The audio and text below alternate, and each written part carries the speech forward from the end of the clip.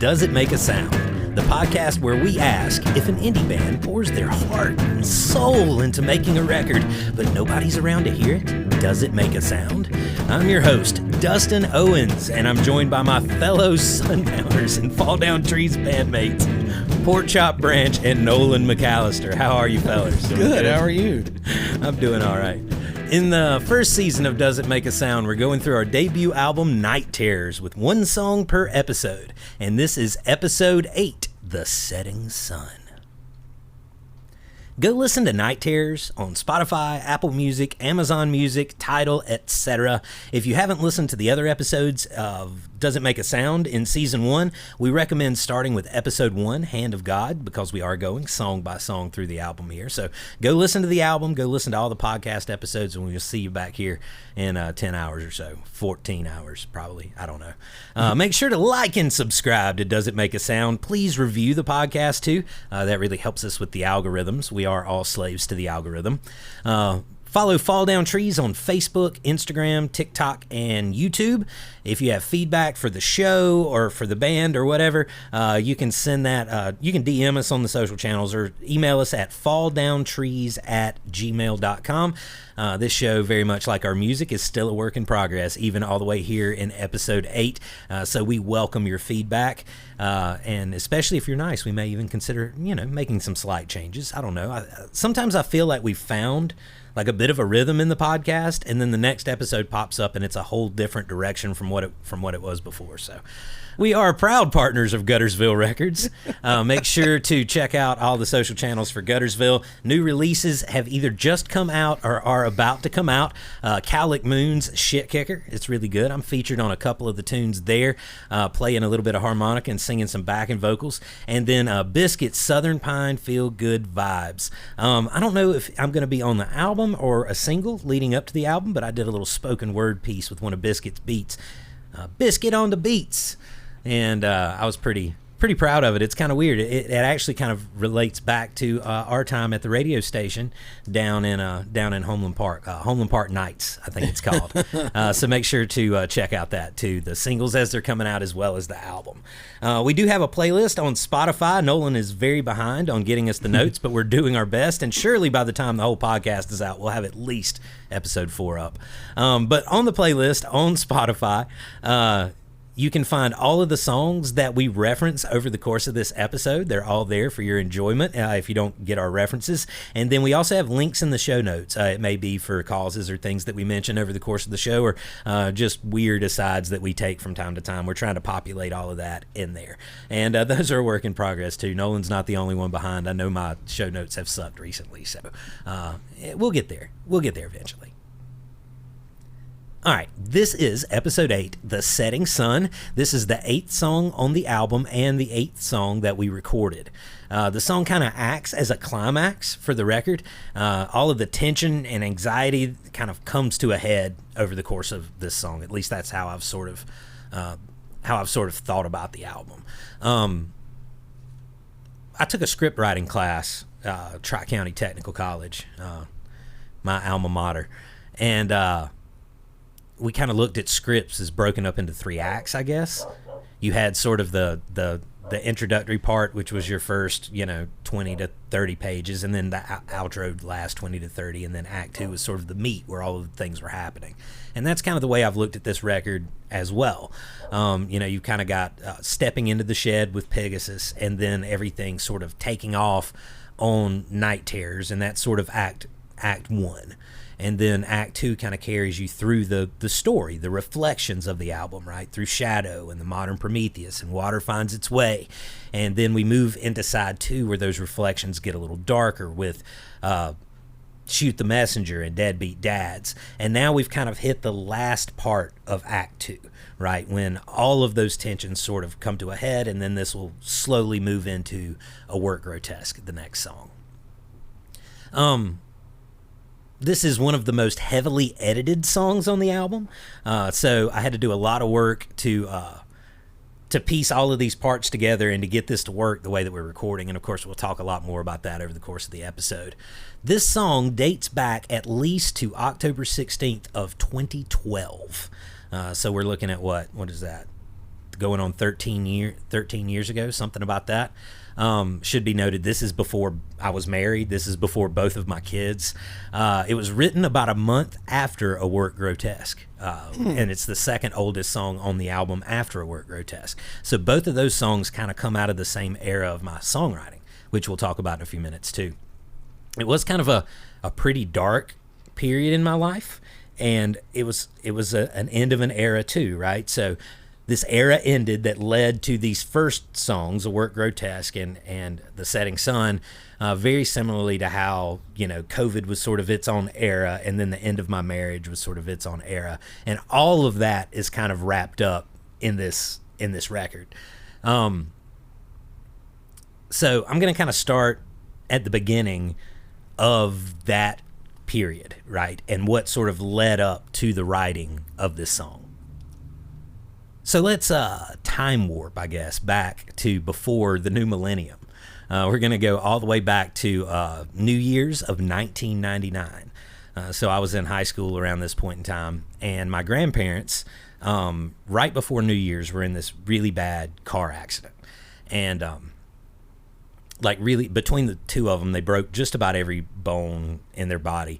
My grandma had some issue, had a hole in her heart, and so she went to Greenville Hospital, and my grandpa stayed here in Anderson in intensive care. He had some pretty significant brain damage. They went from being completely independent, old people, to completely dependent in a flash, in an instant. They did not. It was a car accident. It was a rainy night. They hit a tree. They did not have their seatbelts on, and nobody in the car did. Everybody was pretty significantly hurt. So wear your seatbelts, folks. I was really, really close to them. My grandpa retired when I was born, and I stayed summers over there when I was a kid growing up. We were over there all the time. And my grandpa was my hero and my best friend. I looked up to him, more than anybody. He was the most consistent paternal figure in my life, my entire life, especially through my childhood. So both of my parents worked in the medical field, and after the accident, we moved in with them and took care of them. And this was the first time in my life I had witnessed anything like this, right? I saw this, that my idol, the strongest guy that I knew, just completely broken, right? And I mean, physically broken, obviously, to the point where he had the metal rods in his legs and things like that, but also really even more so, the mental aspects were more haunting, right? The damage that he had to his brain, and he was very confused most of the time. We stayed there for a couple of years until they were strong enough to live independently again. And, this was kind of a significant part of my youth, my child. This is the part where I started driving. I got a job. I'm kind of going on second year of high school now. I'm sort of hitting this part of my youth that's happening while I'm going home, in the afternoons and taking care of, helping take care of my grandparents, who, are, in really bad shape. Like I said, my parents were in the medical field. We were trusted with doing a lot more for them than, I think a lot of people would have been comfortable with. And I did just about everything there was to do, Then they got better and we moved out, and I went buck wild, right? I went from being just, as responsible as I could possibly be and a good kid to just going nuts. And I pretty much stayed that way through high school and through college, kind of through the rest of this era, right? That was kind of the turning point. When I was in college, my Uncle Lonnie got really sick. So that was the grandparents I was just talking about, Mimi and Papa. That was their son. I was really close to him too. I'd built houses with him over the course of the summers. He was another hero, but in kind of a different way. Whereas my grandpa sort of felt statuesque and bigger than life. Lonnie was hilarious and just full of life, right? And showed this other side of things. And with his illness, he withered away, right? He had cancer, and he went from being 250 pounds and ruddy complexion to maybe 90 pounds at the end. And I stayed with him too. I spent lots of nights with him in the hospital, and that was just saw how it stripped the life out of him too. Papa, though, like, and Mimi too, faster than Papa. She got better. She healed up. She started taking care of the house again, cooking, and taking care of my grandpa. My grandpa got better too, but he never really got back to 100%, or really above 50% of what he was before the accident.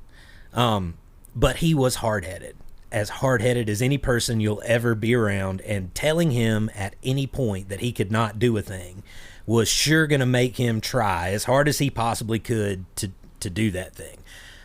It was admirable. That's how he got up, how he should have never walked again, and he did, with a cane or with a walker, but he got around and he did it. Like all of these things that he should have never been able to do again, he did it just out of sheer spite of anybody having the gall to tell him that he couldn't do this thing.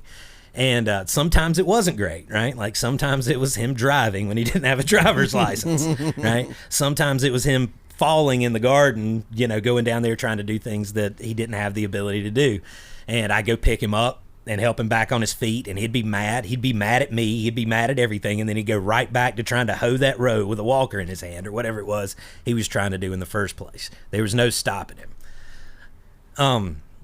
One of my biggest regrets, though, like his last years were some of my darkest years, when I was really acting out and just kind of everything, not doing anything that I should have done or acting like a decent human being in any way. And a lot of times when I was getting in trouble, it was him that I went to for help, and just like, to think back now that those last years of his life was just me kind of going to him and telling him all the ways I was screwing stuff up. That's kind of a hard pill to swallow. But I will say he never once refused. He was always there anytime I ever needed him. And I also saw the love between him and my grandma. So as my grandpa was reaching his last years, he passed away in 2010. I kind of went through those dark times, and I started thinking about ways that maybe being a drunk musician that lived in a van and worked a part-time job wasn't necessarily the best way to live life. And watching him and my grandma together and how they loved each other and took care of each other was one of those things that made me think maybe companionship wasn't such a bad thing. My problem, I guess, always was like, I didn't think that I could have it or think that I deserved it, even if I could. Musically, this was around the time that the original Mama's Spider Hatchery band dissolved. So my first band was called Mama's Spider Hatchery. It was my friends Clay Allison and Seth Hardy. Seth's dad, Virgil, was a huge influence on us. He was a musician, but mostly it was that he let us use his gear because none of us really had any gear, and he let us practice at his house. Never complained about how awful we were. And then my now ex, but soon to be brother-in-law, Jason Cordell, was in that band too. So that was sort of the original band, and we were all learning everything together. Kind of towards the end of that band, as that band dissolved, people moved away, got real jobs, all this kind of stuff. I made some solo records. So I had this little Sony handheld. It was called an IC recorder. And in radio, it was what we used to do like remote interviews and stuff. Mm-hmm. And so I sat at a desk, very much like I recorded lots of Night Terrors. But instead of actually having a computer and a recording setup, I had this stupid little recording stick that I would record into. That would make these MP3 files. So the classic albums that I recorded during this period were the Hobo album. It was a concept album about a hobo. He dies in the end. I hate to spoil it for anybody. I also made the Porkchop for President album. That would have been in 2008. I ran against Barack Obama. He kicked my ass. Man. But the songs were pretty solid. I remember for that one, I made red, white, and blue trucker hats, and I drew on them with Sharpie markers, and they all had different slogans, like fighting for the hobo vote was a very popular one. So the Porkchop for President album, and then Porkchop's Fables, where I took a collection of stories that I had read at other places. A lot of them were Aesop's fables as well as Brothers Grimm stories, and turned them into songs. So that's the kind of stuff I was doing, completely live, completely acoustic, just into this mic. But I'd eventually put together a new version of the band. We called ourselves the Hatchers, and we had better musical chops, like more seasoned players, and it started to push me harder as a musician and as a writer. So this version of the Hatchers would have had Rome Tate on drums. I think Rome still plays with Biscuit from time to time. Seth Hardy was still there, though he moved over to keyboards and off the drums around this point in time. And then a variety of other like guitar players and people that sort of played that other role. But Rome and Seth were probably the most long-tenured ones that were part of those bands.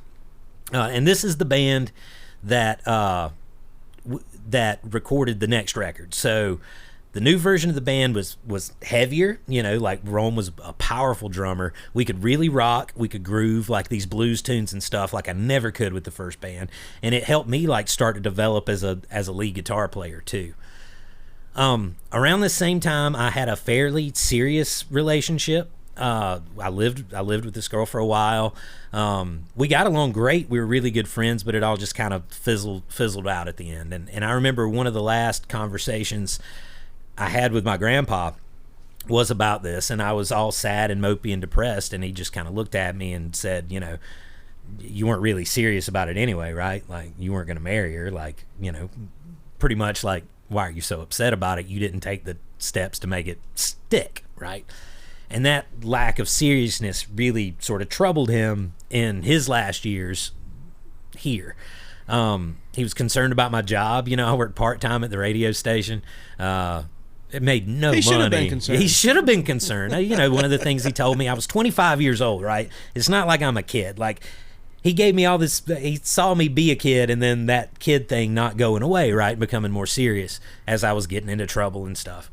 And, part-time at the radio station, making absolutely no money, playing a gig, here or there if I could get somebody to book me. I told him, that he was asking me, like, have you tried to get a raise? Have you tried to get more hours? And I told him there was no room. And he's like, well, why would you keep working at a job if there's no room to move up? That is some of the most sound advice I've ever received from anybody in my entire life. Why that didn't make sense to me at that point in time, I have no idea. But yeah, if you're at a job and there's nowhere to go, you should probably start looking for another job. So anyway, that was some solid advice from Papa around this point in time. All of my ambition, though, was wrapped up in music. And I wasn't good and I wasn't successful, so that was kind of hard to explain to somebody, and probably because it's stupid. But, that's the idea in my head. I'm not really, like, working towards anything. I'm not going out hustling gigs outside of town or, anything like that. I'm just, like, thinking about and writing songs all the time and getting drunk and playing with my buddies, which I thought was how you were supposed to do it, right? Like, now we know that's not how we're supposed to do it, but we do it anyway without the drinking. Like, we soberly do it now. But I am thinking, I am writing, and this is around the time we put out the Mama's Spider Hatchery album. So that would have been early 2010, if I remember correctly. And that was the last, like, real album that I made until Night Terrors. So the last thing until this huge long stretch that wrapped up so much of what I think of as my life now, right? So what we did on that one, we recorded it in the basement of Doolittle's in downtown Anderson. We used to practice there. It used to be called the Main Street Deli. And one day we walked in, and the doors were locked going down into the basement like it was a separate door. And all of our gear and everything was down there. And we had a key, but, like, the key had been changed. And so we went inside and we were like, hey, like, we can't get to our music gear and stuff. It looks like the locks have been changed. And they're like, oh, somebody bought the restaurant. I was like, oh my God, what's going to happen? And so we go in there, and the new owner was John Doolittle, and he came in there and we met him for the first time. And he's like, oh, y'all are the ones down in the basement. And I was like, yeah, is there any way we can work something out with you to keep practicing? And he's like, oh yeah, help yourself. I just figured you came with the building. And so John was great. We practiced down there forever until it flooded out and we had to move out while he fixed it. Doolittle's is great. Go eat downtown if you get a chance. But anyway, we recorded down there. I recorded guitar. I played guitar while I recorded Rome playing drums. We had a 2-track recorder. And so I put one on the kick and like one sort of over the drum kit, and then I played guitar at him while he recorded the drum parts. And then after that, I went back in and overdubbed all of the other instruments and vocals and everything on top of it, one thing at a time.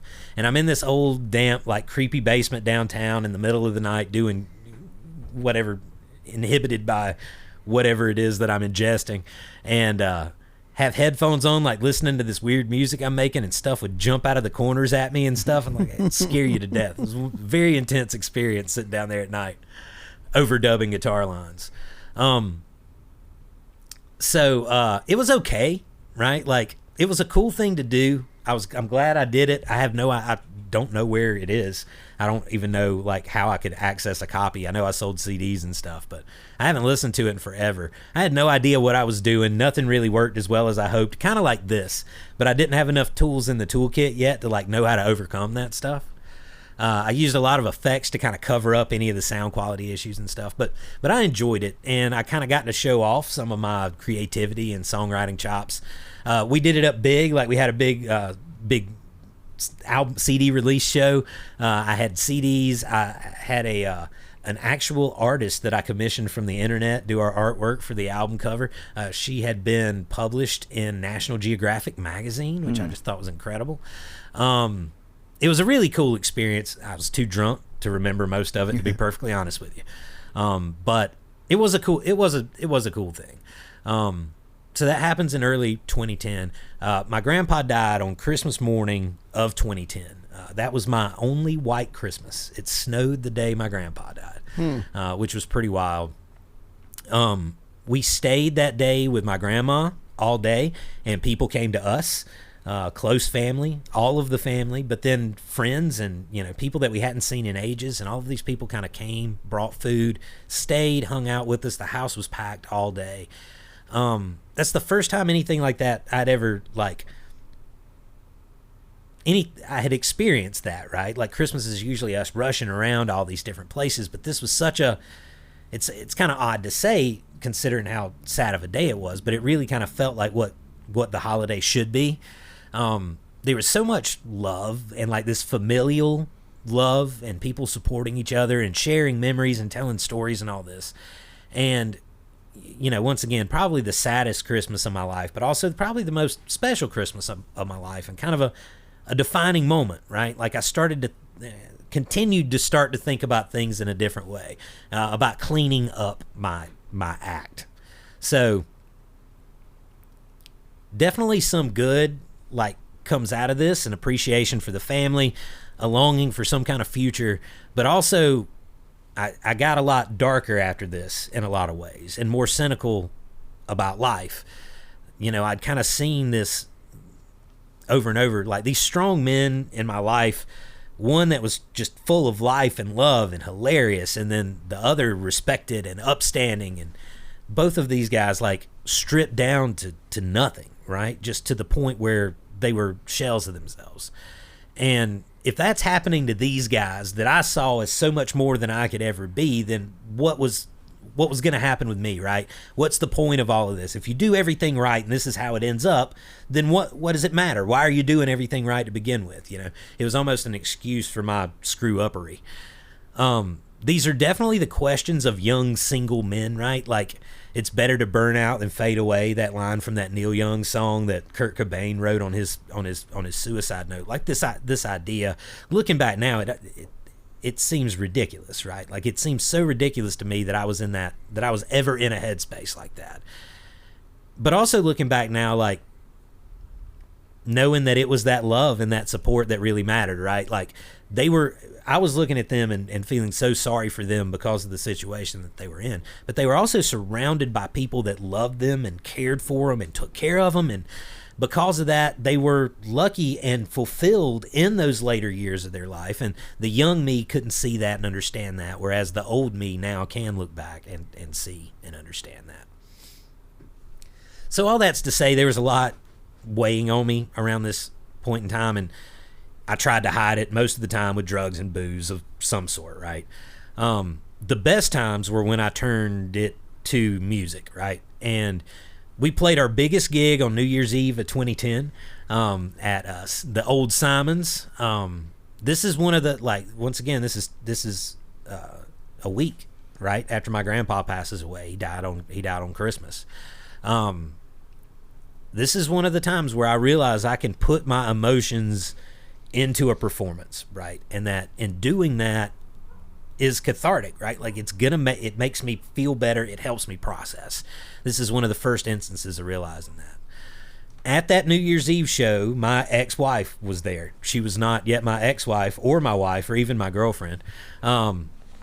She was my good buddy's little sister, and I had kind of known her for a really long time. We'd gone to a lot of concerts and stuff together. At this point in time, she was engaged. But that night was one of those nights where I started looking at her a little differently, right? We had this song called Puss in Boots. The chorus said, "Baby, leave your boots on." It was real highbrow. And we encouraged everybody for the New Year's Eve show to wear boots to the show. And then during the song, we invited them up for a boot contest, and they all danced in front of the stage with their boots on. It's one of the smartest marketing ploys I ever had, and I wish, now that I'm a single man again, I should probably reincorporate stuff like this into the set list, because I used to take much more advantage of it than I do now. But like watching her dance, hanging out with her that night, like I started thinking about how she was everything that I could ever want, and just like all of the things, the ways that I felt about everything that I was looking at that point in time, something that I could never have. And you know, this sort of feeling dominated this writing period, right? Like on the heels of my grandpa passing away, the band changing, the long-term relationship, getting out of that, and like getting better at music and turning to music and spending more time doing it. A lot of that got turned into songs. I really kind of started pushing myself lyrically and musically at this point in time too, getting away from just sort of the more country themed stuff and branching into different genres. Instrumental portions got a little more complex. I got a little more stylistically broad. This is also where I started like playing with finger picking. All right, so these are some of the earliest finger picking songs, which are actually really hard for me to play now because I didn't know what I was doing. And so the patterns that, you know, you're supposed to learn when you start, I didn't know, so I was just making stuff up. And that can be said for a lot of these songs in this era, is I didn't really know what the rules were, but I was getting better. And so I was trying new things, and it was really a very inventive era for me. Lyrically, I started to get out of my head and started writing more with my guts and more personal songs. And that was a big leap. Like I was very much, I thought early Beatles were stupid and the Rolling Stones were the best band. And like, I loved story songs. And then, so, you know, me running for president, or, you know, me being a hobo or writing these like I never wrote songs really about myself in any way until this era, and started really kind of letting those personal things sort of bleed through and not being, you know, embarrassed about it, I guess, is what it is. So some of the songs that came out of this period, obviously The Setting Sun, which was very heavily influenced by my grandpa. A Work Grotesque is another song that comes out of this era. I mentioned that earlier. Another song that's kind of about life and death and legacy, but in a more hopeful light, I think, than The Setting Sun. But also songs that are going to be on the next record. So A Waste of Time came out of this era. One of Those Days came out of this era. Charity on Parade came out of this era. So songs, I guess this is the first part of my life where those songs stuck, right? Like up to this point, I wrote a lot of songs, but I don't still play any of those songs today. Whereas this is like the first era of my writing where those songs, I continue to play them now and think they're good. Like I don't look down on any of these tunes when I compare them to my contemporary masterpieces, you know? So anyway, around this point in time, I don't like this. So I'm about to play a version of the song. This is going to be from September 2019. I obviously wrote this song in 2012. So there's 7 years of a gap between me writing it and having this recording. But the thing is, we didn't have smartphones and stuff. I lost that Sony IC recorder at some point in time. Like, it wasn't really easy for me to just record stuff then. So it's kind of a gap. I don't really have recordings from then. So this is the first recorded version of the song that I have. from September of 2019.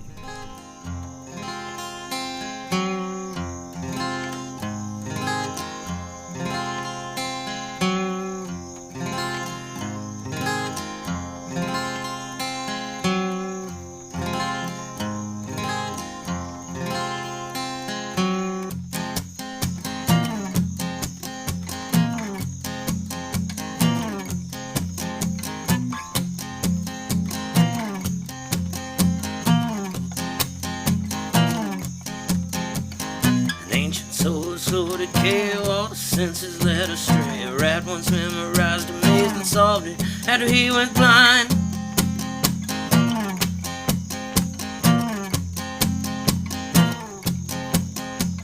Made alterations to the walls, and from the start the rat was lost. Stranger in familiar halls, wandering till he lost his mind.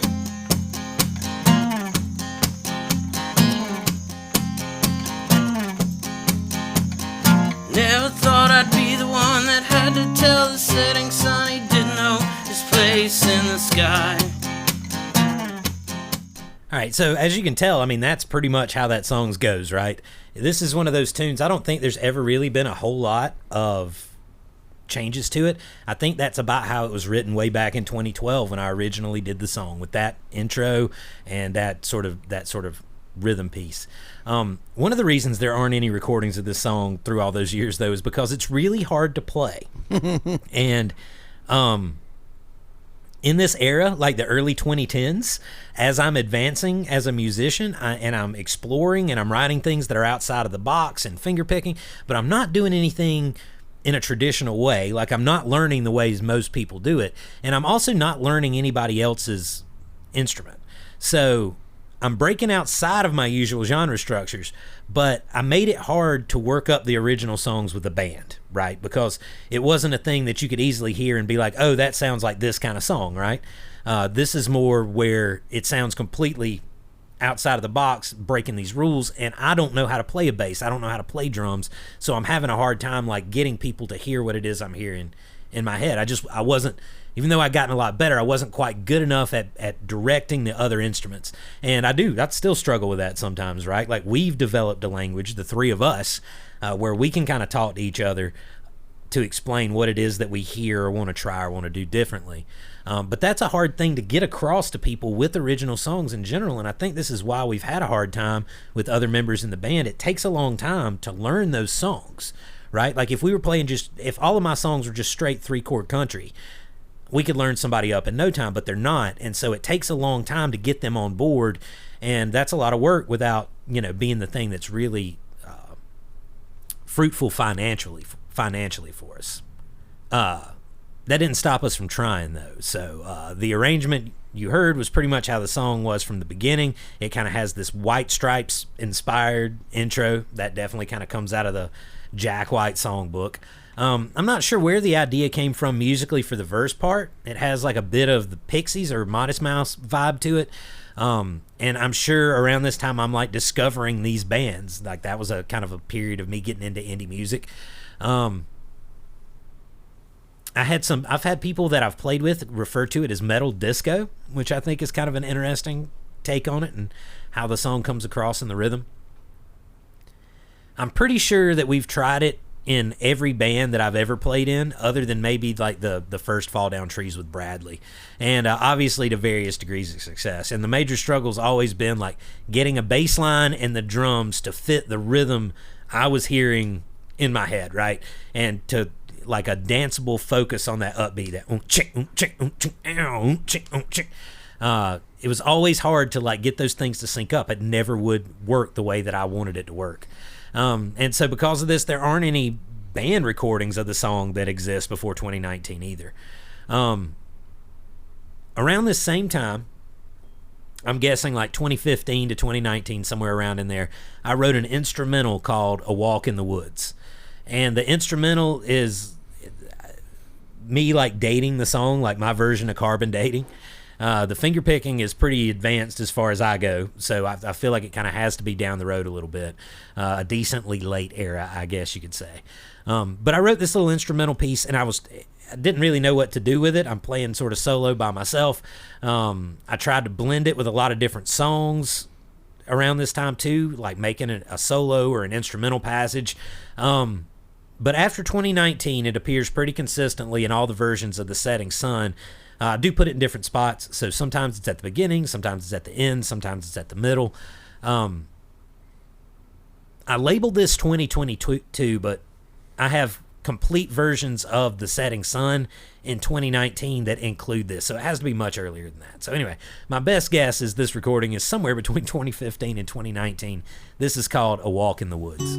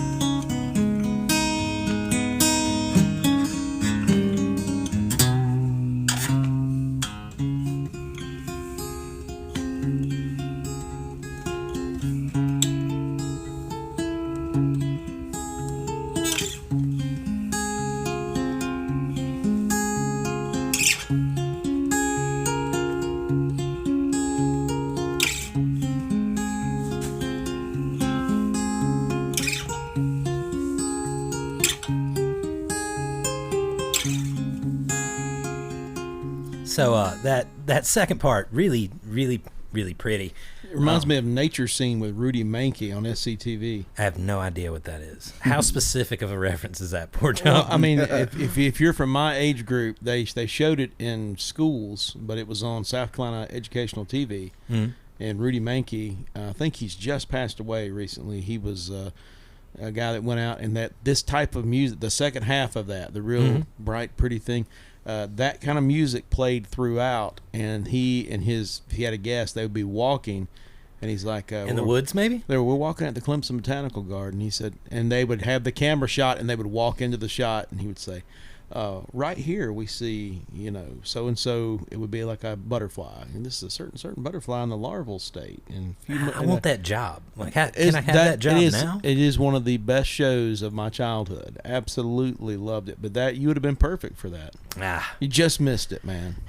I kind of feel that way about most of my life, to be honest with you. So obviously a lot of improvisation there, and I'm writing like as I'm recording that, and that goes on for like 12 minutes. There's tons of stuff in there. I just picked out what I thought was the coolest part, that little transition, and that was a lot of what I did. But I'm like working out this as an instrumental. I don't know if there's going to be lyrics on top or what, but I was actually trying to emulate A Walk in the Woods, and that's why I titled that. That was something I was thinking about, like climbing a mountain, right? Like on a hiking trail, and you kind of hear the strain starting out, and in the early parts, like getting going, and then you hear that tension like build up in different spot, bomb, bomb, like over the course of the song. But then like the main passage, the dun dun dun dun dun dun dun dun dun dun dun dun dun dun, that part of the song, that's kind of getting lost in the rhythm of the walk, right? Like when you finally find your trail legs, right? You finally find your stride, and then that climax at the end where you appear at the peak and the trees open up and you're looking at the vistas in the distance, and the music gets airy and pretty, and you sort of stop and soak up the view and listen to the birds sing and feel the wind. All that's like going through my head as I'm trying to write this instrumental. So a little, initially it wasn't built to be that solo for The Setting Sun, but at some point I did make that decision that it fit really well sort of in the middle of the song. Lyrically, the first two verses in the chorus were inspired by my grandpa and the story I just told, but weren't like explicitly about him, right? And I don't really know where those ideas came from, like the blind rat and the blind rat and the philosopher.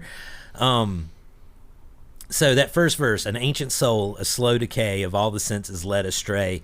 A rat must once memorized a maze and solved it after he went blind. They made alterations to the walls, and from the start the rat was lost, a stranger in familiar halls, wandering till he lost his mind. That verse, like, that's a really sad verse to me. And there's so much anger like in the song, and I think Deadbeat Dads, we kind of show like an anguish, like a sadness there, and then this is sort of the angry side of that same sentiment, right? Like at its heart it's a very sad song, but the singer, the main character, the protagonist is raging against that sadness. A stranger in familiar halls, like watching my grandpa completely confused, even though he's surrounded by people he knows, like in his own house. Like that was terrifying to me then, and it's still terrifying to me now. You know, we had a board on the wall that had our pictures and our names underneath it, and for him to like know who we were or help recognize us. And you know, once again, like thinking back on it now, like just being fortunate enough to be at home and not in a hospital while going through that and surrounded by family instead of nurses, like that's such a huge thing. And I hope that I'm that lucky, you know, when I'm older, but it's still absolutely terrifying to know that all of these things that have been around you your entire life in a snap are completely lost to you. The second verse, the philosopher, and sort of it's kind of about like the hopelessness of the world, right? Like the hopelessness of life. The third verse changed over time. And so the first version, the one that I wrote in 2012, there was a time before the dusk when strangers tried to earn his trust. Now they only take his crutch and hide it underneath his bed. And now his bed won't lay straight, so he wobbles as he waits for the ghost of Charlemagne to help him get out of his head. This one was definitely more explicitly about Papa, but because the emotions were still so raw, I think it was difficult to write, and I was trying to be more like obtuse, I think is the word, right? I know we've talked about this in the podcast before, but writing about emotional things is difficult because the song can't live up to those emotions, like the intensity of those emotions when they're fresh and those situations are still really real, right? And so it's hard to write like that in the moment. Those first two verses aren't explicit, right? And even though the emotion comes through in those verses, I'm not writing about the thing. When I'm trying to write about the thing, right on the heels of it happening, that's really difficult. And I think this is another good example of that, where it took some years of like processing and being able to look back reflectively to actually be able to write about it. I didn't complete the third verse until I was working on the demos for Night Terrors. So we're talking about starting this song in 2012, and then in 2022, 2022 would be when I got back around to actually finishing that third verse up. Writing that third verse too, that was like after my grandma had died as well, right? So we're down the road again, and there's more stuff packed into the same story that I had a chance to actually get out, process. And when my grandma died, like it was such a different situation. Like that was the one where we lost our matriarch, right? And when we did, the whole family just sort of collapsed, right? There was a lot of fighting. There was a lot of hatefulness between people that I had known my entire life. I never would have expected it, right? It blew my mind that it happened. Greed, like bitterness that I never knew was there. Like these are things I saw on TV shows and had heard people talk about, and just always felt fortunate that it didn't really relate to my life. And then all of a sudden something happens and you realize like all that stuff's there under the surface. You know, I mean, I think I can be a naive person in a lot of ways like that, and some of that is just youth. But that stuff worked its way into the third verse when I finally sat down and rewrote it too. Let's listen. This is actually, I said 2022, but this looks like 2019. oh, these are the Woolly Booger demos. All right, so I figured this out. It's taken me 8 episodes to get to this. But the Woolly Booger demos, apparently in late 2019, I decided to record every song that I knew. And I recorded them all onto my phone. There's over 100 songs in there that are labeled Woolly Booger demos, some covers and some originals. And then I think I was taking them and I was like rearranging them into albums at that point in time. Like, how would I organize the original songs into albums? And I was using them to create playlists or set lists. And like, so knowing all the songs, and I could send them to people to learn the tunes too. So that was like a thing that I did, and then I guess never really did much with it afterwards. So the final third verse appears here, September 2019, The Setting Sun from the Woolly Boogers demos.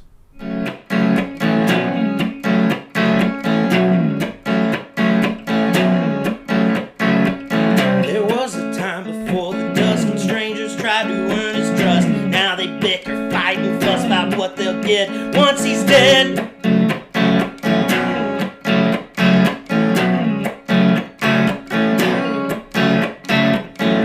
When to sleep and when to wake and where to shit and what to take, while the little boy steals his cake and hides and eats it beneath his bed.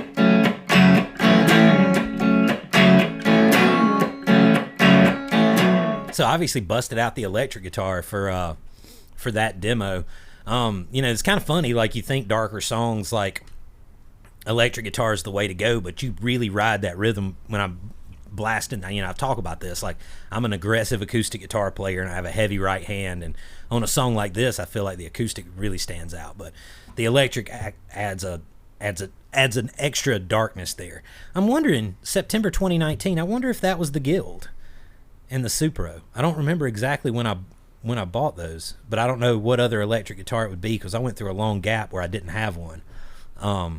So I guess so. I guess it's the Guild and the Supro that ended up actually being on the record several years down the road. Lyrically, though, like one of the worst things about his confusion after the wreck was how he would go in and out, right? Like it wasn't a consistent thing. And that did get better through the years, but he never fully recovered where he seemed clear-headed all the time. And so, early on it was pretty consistent. He would go back and forth, but later on, like, you would talk to him several times and then all of a sudden he would say something that would just stand out to you, like, what in the world is he talking about? And that never did get fully better. When he would get confused like that, though, our tendency would always be to start to like explain things to him like a toddler and to do it every time, whether you thought he was confused or not. And it would infuriate him, as I would imagine it would infuriate me too, especially if I was clear-headed, somebody telling me the most basic things that I needed to do or, where stuff was, that sort of thing. And so obviously it's an intense situation, and, we're doing the best we can and making it worse, and he's doing the best he can and making it worse too. So much of life is like that. He was a kind-hearted man. He loved me and his whole family with everything that he had.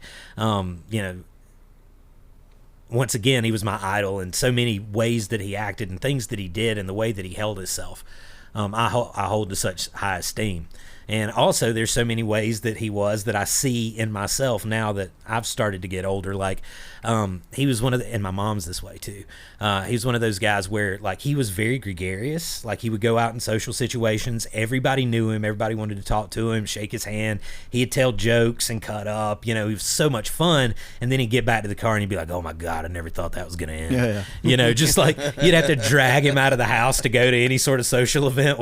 And once he's there, like he's the life of the party. I feel that in my soul to this day. Right? Yeah, for sure. He was definitely a grumbler, and he was hilarious. Like taught me all my favorite curse words today. Like, I heard them all from him. He's a Marine, World War II. And he did have a temper, and like me, like when he got mad, his tongue got sharp, right? And that was kind of the thing, is when he wasn't himself, when he was confused, that was the side of him that would come out, right?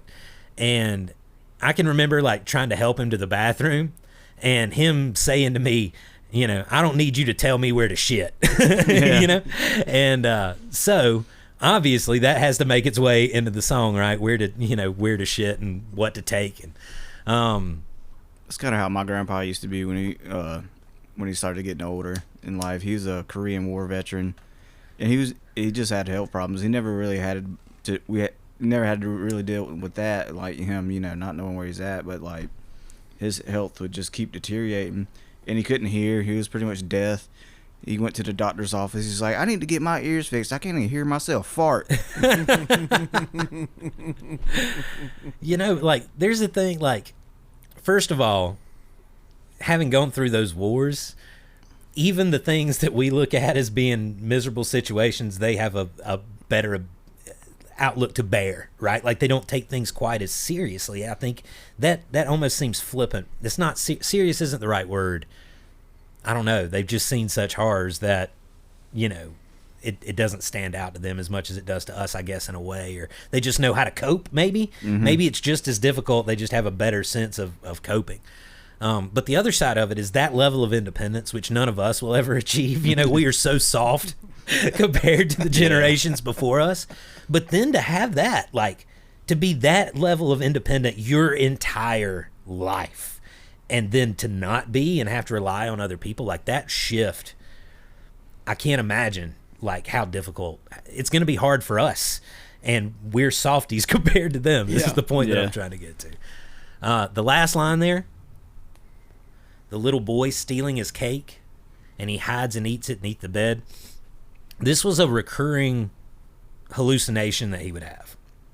And he had several of these. They were like particular things. Now, he lost vision in one of his eyes too, so some of it was confusion, and then some of it was not being able to see well, and kind of combined to this. But he had several of these hallucinations, and one of them was about a little boy that had took his cake, and he was standing in the corner, and he was eating his cake.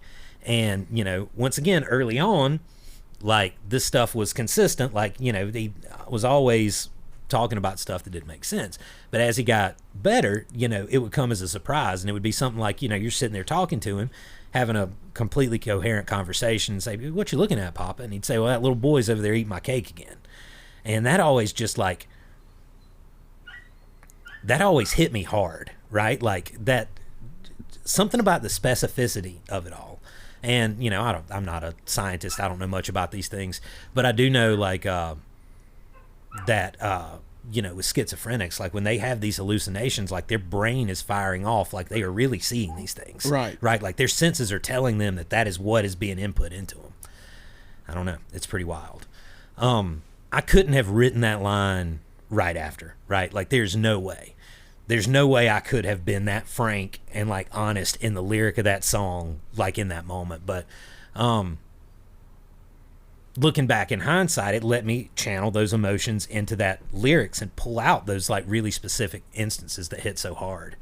I'm still pretty uncomfortable being specific about it, to be honest with you, and, like, talking about it here. Like, and I can tell you guys are totally relaxed and really enjoying listening to me babble on about all this heavy shit. But I mean, in this podcast, I've censored myself more than usual already. Like, there's just some things that happen in those situations that I would never speak about publicly. Yeah. Like, I just absolutely couldn't. But having that hindsight let me pull out the things that I felt like I could work in and get the emotions across and use it to process. I definitely, like, part of my concerns in this podcast is, like, painting a negative picture of him, right? He's still the person that I reference and look up to more than just about anybody. More than anybody, without a doubt. I mean, I tell my kids stories daily about him, or just talking to you guys about lessons, like just little things that he would say to me every time that affected my entire life. I think, though, that's like, that dichotomy is the pain of the song, right? Like, that is the anguish of the song. Like, obviously, within this song, there's so many different songs that I could write about my grandpa, and this kind of being the one seems almost wrong because it is so dark in that way. But the emotional heft of that, of the highs and of the lows, I think is what adds so much to this song, and one of the reasons I that was the emotion that I had to get out, right? I'm sure there will be songs written about him down the road that show brighter aspects of our relationship. But this one in particular, like, it's heavy. Mm-hmm. That pain is what makes it the perfect climax of the album. Yeah. Like, it is representative of our protagonist completely melting down and, like, falling apart. Like, it's the last scream. It's the last, like, lash out of anger. All of those feelings that I've talked about, like telling this story of helplessness and cynicism, those things ring true on those long, lonely nights in the shed, you know, post-separation too, right? Yeah. And, like, calling it quits on my marriage, watching something that was that strong and full of light and love wither away on the vine, that was a way of telling the setting sun it didn't know its place in the sky too, right? And that song garnered a whole new meaning over the course of this record and thinking about it in the context of the record. And it was considered a core piece of the album from the very beginning. We did work out a version of it with Jonah. I don't think we ever played this song live. I don't think so neither. But we did work out a version of it, and I thought it was pretty solid, so here it is.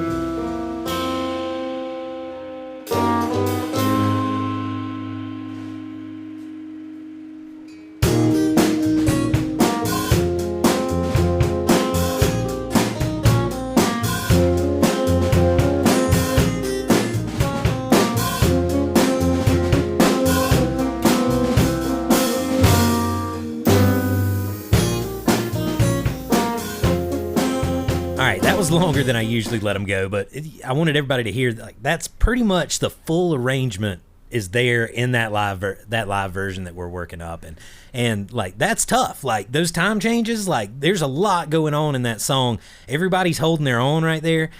Jonah's playing great. Like we're looking at each other, we're counting those things in, like we're like locked into that. I would imagine that the reason that we didn't play it live is because there's about 10 versions. That one's definitely the best, and a lot of them we fall apart halfway through. It's just like it's tough. Like it's tough to work through all of that in a live setting. I definitely remember that practice, and I remember every other practice trying to chase that groove. And that one that we found it, and we're all like listening to that recording, like how do we do this again? Yeah, and that's the grooviest I've played that song. Even I don't even probably even groovier than the album. Yeah, I would say so. I mean, the album kind of becomes a different thing. Yeah. But that the grooviness of that right there is as good as I think I know it's as good as we've ever played that song, like in a band setting. Mainly because I think that's the only band we ever actually successfully worked up like that. Mm-hmm. I love writing songs like that, like with the movements and the different pieces and stuff. Yeah. I do that a good bit. To me, it's like it's so much more interesting than just a solo. Yeah. Right? Like it's like the whole song changes. Like and shifts. Leviathan. Yeah, Leviathan for sure. It's one of my favorite we've ever done. Or you'll hear that in a couple of records coming up for sure. Yeah, Leviathan's a perfect example. But even Modern Prometheus, right? Like that the whole sax solo is over a completely different chord progression and everything. So I get, it's like the evil twin of Modern Prometheus on this album, right? Like Modern Prometheus is side one. It has its darkness, but it's also more like upbeat, outward looking, existential, whereas this one's like down in the guts, dark and demonic. You can also hear how dominant the sax is in that version, that live version of the song. Yeah. I know we talked about this. At some point, you started playing like an Arabian Nights. Yeah. Like just hanging on that harmonic melodic minor. I keep saying that every time we bring it up, but it's just a minor scale.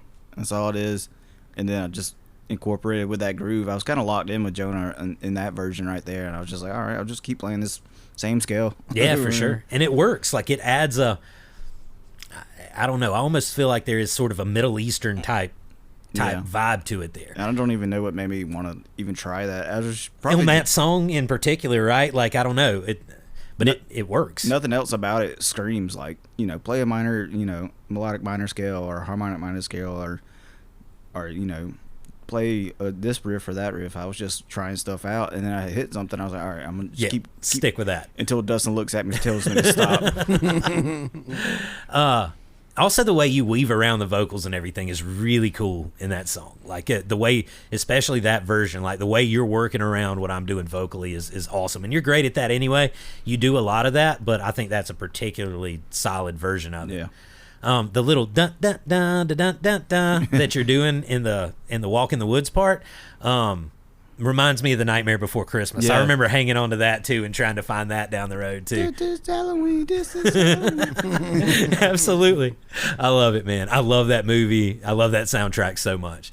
The problem though, once we got in the studio, was how do we get all of these different parts with all of these different time signatures to fit together in one piece, recording to a metronome? Right? Yeah.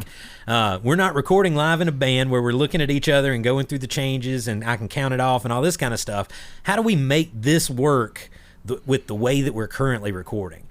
We toyed with it some with Deadbeat Dads, when I kind of just placed, like I recorded the solo separately and then chopped out the rhythm guitar. And to a greater extent, Modern Prometheus, where you kind of had two different songs. You had the bridge and then you had the beginning and the end. And I just sort of cut it in the middle and stuck the bridge in there. Neither one of those things really is at the level of what we had to figure out for this tune because there are so many pieces. Our first attempt was with what I called tracking, first take. So this is when we took the official demos, which was just me playing to a metronome, just guitar, just vocals.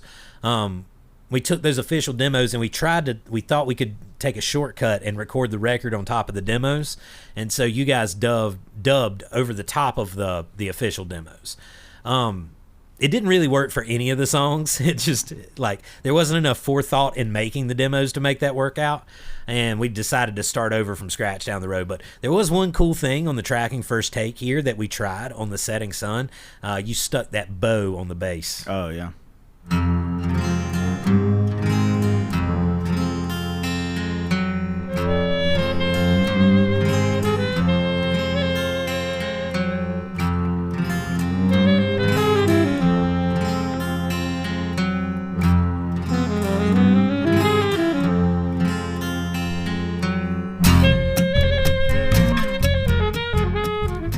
Man, that sounds so good. That sounds so freaking cool. And you can hear, like, when we kick into the regular rhythm of the song, it doesn't carry as well. No. But that bowed bass and that Arabian Nights saxophone over the top of that little minor chord progression at the beginning sounds awesome. And I don't know, like, if I had it to do over again, I may have tried to, like, pull that into the final recordings just to be able to take advantage of it some. We ended up not using any upright on the record, which is, I know we've probably touched on this, but you know, that's mostly what you play live, and I mostly play acoustic guitar live. And but we did, like, it was so much easier to mic an electric bass, and the complexity of the bass lines that we were coming up with too, and the fact that I suck at upright and can actually play an electric, we ended up being completely electric bass over the course of the whole record. Yeah, it was one of those things, not only with the complexity of the bass line, but some of the slower songs where you need the sustain. That's right, yeah, the thickness. The decay on a upright is pretty fast. I mean, when you play a note, it starts decaying pretty quickly. That's why it works so well, like in jazz or bluegrass, because the notes, the intervals between your notes are shorter. Yeah, and it's our go-to when we're not playing with any kind of drums, because the intervals are shorter, and it provides a snap that gives it a rhythm. It's percussive.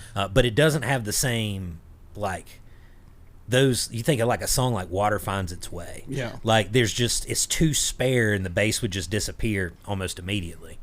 But then something like this, you know, also the complexity of the bass line, the speed of the bass line, the way you're playing those octaves and stuff.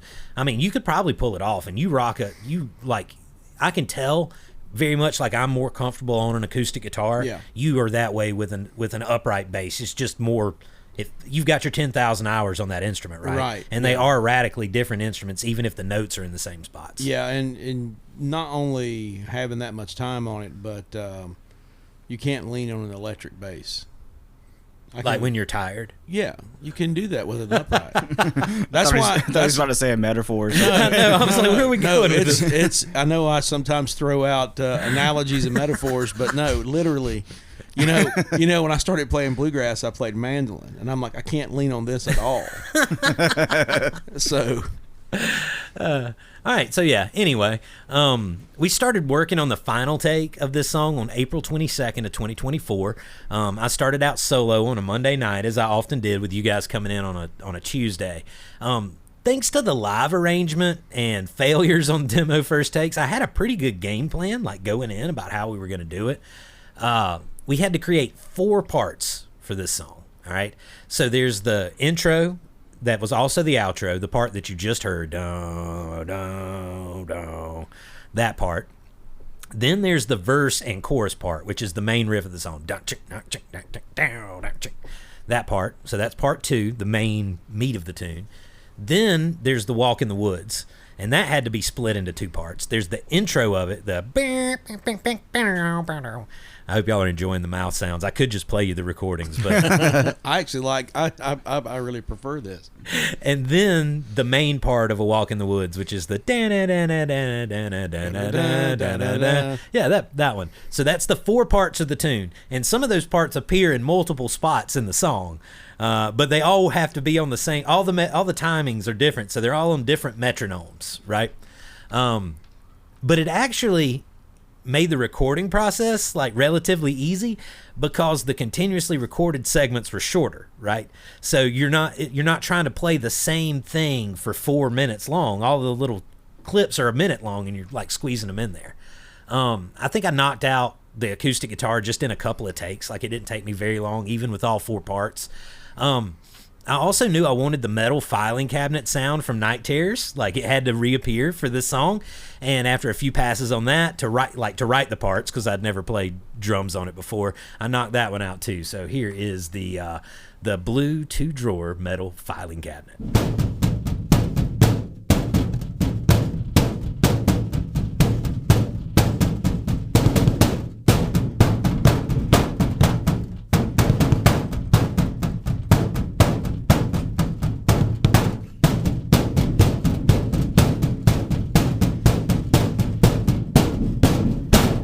You can hear I'm just beating the shit out of that thing, man. Like, you hear the metal flexing on the sides and stuff. And I want to point out, I don't think a 4-drawer would work.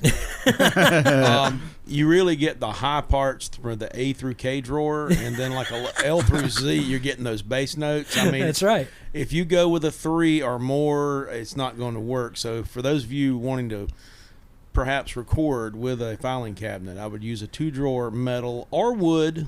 Wood depending works. On the style of the song. You get more sustain with the metal. You know, it's like an electric filing cabinet. It is. It's that would not be good. So don't try electrifying your metal filing cabinet. So the way I did it is I stuck a mic on top and I hit the top of the filing cabinet, and which gives you the higher pitch sound, and then I had a mic in the floor, like pointing at the side, and was spanking the side to get that, like, that thunder sound. The L through Z. L through Z. Yeah. I've told you guys this a couple of times, but it reminds me that there's like a Broadway show called Stomp. Stomp, yeah. Yeah, where they use like trash cans and like brooms and stuff to Yeah, make all the for percussion sounds.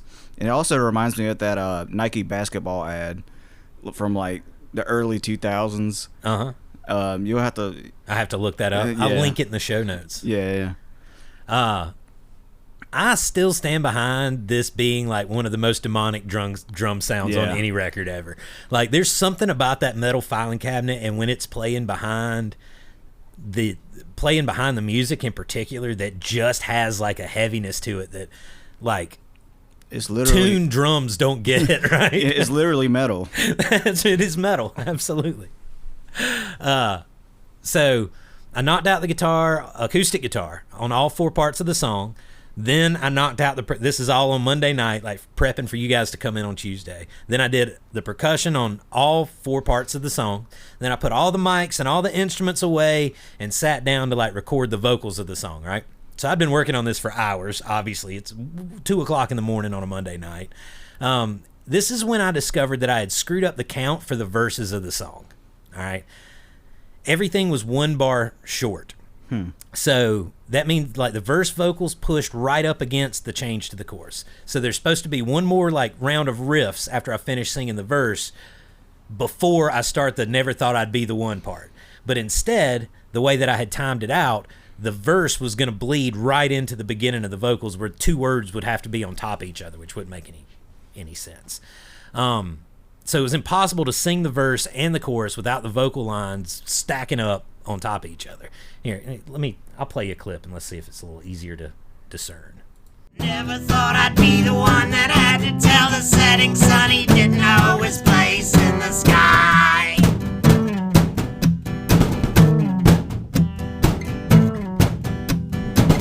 Philosopher once told a tale of those that tried and those that failed. Someone asked him which prevailed. He said it ended in a tie.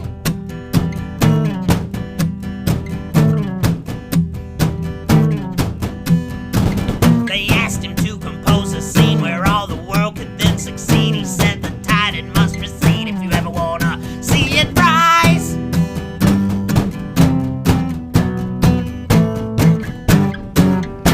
So you see that, you see how that, like, right at the end of that, see it rise, and then it goes straight into the chorus. So there should have been an extra bar there. When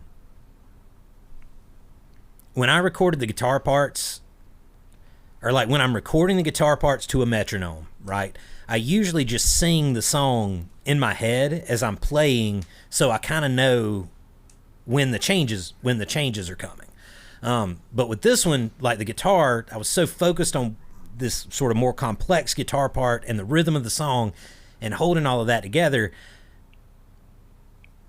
that I was like counting it in my head. Like, I figured out what the count was, and then I was like counting those bars in my head instead of trying to sing in my head to like complicate it less. But the problem is that I suck at counting, apparently. So Yeah. this meant that I needed to re-record the drums and the guitar for all 3 verses of the song, but I'd already put everything away before I noticed that I screwed this up, and it's already 2 o'clock in the morning, and you guys are coming the next day to like record the tune. So I was pissed. All right. I was mad. I was not happy about it at all. Fits the song. It does.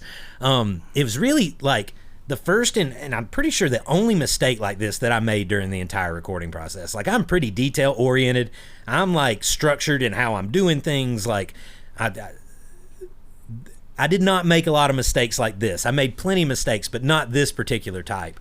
I got cocky, like we're on song 8 and everything's going well and I'm figuring stuff out. I got sloppy. I didn't check behind myself. I didn't check my work, and I learned a lesson from it. So I did not have the heart and the energy to set everything back up and re-record it, nor the time. I did figure out for the first and the third verse, there's like a 2-bar intro anyway. So what I did was I just moved up when I started singing, and the vocals fit the first and the third verse right. But the second verse only had a single bar as an intro because obviously the songwriter is going to make everything different, more complicated. So I just left off the chorus and used the chorus progression sort of as a lead into the bridge. So I just didn't sing the chorus, did not sing the chorus at all. The next day at lunch, I edited in an extra bar for the first and the third verses. So that was pretty easy to do because I could just tack it on to the front. Like, I didn't have to edit it in from both sides. I didn't have to put it in the middle. It was easy to do. It was easier. Like, it was a pain, but I kind of figured out a process for it. So the second verse, though, like, I couldn't do that because it was in the middle of the song already. So I just said it was good enough, right? Like, we'll just leave the chorus off of the second verse and it'll be fine. Nolin, you did not make it in for the recording session on the 23rd. I think your mom was a little under the weather then. Yeah. So Chop came over, and me and him like sat down and first started listening to it, and I'm sure I was just complaining miserably about how miserable of a night I'd had the night before, and then also trying to convince him that I thought it sounded really good like it was. You were pretty blunt, Chop, that the second verse, it needed to be fixed. It didn't sound right like the way it was. It took away some of the power not going to the chorus there. Yeah. I'm pretty sure I was resistant to that idea, mostly out of laziness. Now, look, I've talked about this. I'm Mr. Good Enough, It Can Good Enough, and all this. We're 8 songs into the record. Like, there's also, like, a pressure of, like, we're ready to be done with this record. Like, we're working towards the end, right? Like, all of the shiny new penny thing is kind of worn off, and we're still having fun, but it's not the same. It's more like, first of all, we want to get it over with, but mostly we want to get it out there. Like, we want people to hear it. We really like what we're coming up with. So some of that was pushing on us too. But Porkchop, the thing that you did is you told me you would come do it. Like, so you said, hey, if you want me to, I'll come edit the mix. Yeah. So Porkchop has the same degree that I do. He's worked in radio longer than I have, or longer than I did. He knows his way around Adobe Audition. He can make a cut. He can make a cut here or there. But mostly what he did was got me all defensive and shit. So I was like, no, I'll just do it. I remember this. I don't need you to come over here. Yeah, I'll just edit it myself. I was really hesitant to say that, and because I wasn't saying it in any sort of like smart like way. I just knew you had worked on it. I remember this, and I was like, if it'll help, I'll edit it. And not in like a boastful way. I was like, I'll do it, because obviously you spend a lot of time on it. I know how frustrating it is when I'm making a commercial, and you worked on it for an hour, and you think this 30 seconds commercial spot that's going to run, it sounds great, and you play it, and you realize, oh, I left out the time of the event. That's right. In the words that I had to record, you've got to start over and time everything out again. So, but we're real honest with each other. But I was hesitant. I was like, I don't want him to think that I'm trying to be like, a jerk. But I was like, I just wanted to help. But to your credit, that spurred you to say, no, I'm going to do this. And I was like, oh, okay. And it turned out fine. That's exactly it. Turned out really good, actually. And it was definitely the right call. And I'm sure I was just as nice as I could be about it in the moment. So it was easier than I thought it would be. So what I ended up doing, obviously looking at it like with a fresh set of eyes, and you sitting here bouncing ideas off of each other, we took the last bar of music from the last verse. So the end of the song, where it would have ended anyway, and like had a natural fade out, we took the whole thing, as well as the chorus music and the vocals from the chorus, and we just pasted it to the end of the second verse. So we didn't have to worry so much about the metronome and everything lining up, because the vocals were already there, the bass was already there, like everything was already there. The bass wasn't there, but everything else was already there. I was worried about duplication, and I worry about this a lot. Like, I don't do a lot of copying and pasting when I do the recordings, because there's variance in every note that we play, and dynamic variance, and then also like where you're sitting on the beat. We're a loose band. If we were really tight, it wouldn't make that much of a difference. And so in my head, it seems like it's going to be really noticeable if I just copy and paste this thing from here to here. But the end of the second verse, there's like a whole half a song left before it comes back around to the third verse. It is not noticeable in any way. There's just too much else going on. I noted in my notebook that this may have been Porkchop's best day in the studio as a whole. So not only did Porkchop make me poke me into editing the fixing the second chorus, but also nailed your bass line. We'd obviously worked this up with the band, so you had some ideas of what to play, but we never really had a solid bass line for the song. No. And not only that, but because of the way I was playing the drums, the percussion on the song, which is different than how anybody had ever played it, you had to kind of shift what you were doing to match that anyway. But you came up with a new part for the riff almost instantly, nailed it in like 2 or 3 takes, I think. And just in general, like your creative level and also how quickly you laid it down was impressive. So let's listen to it. This is the isolated bass line from The Setting Sun.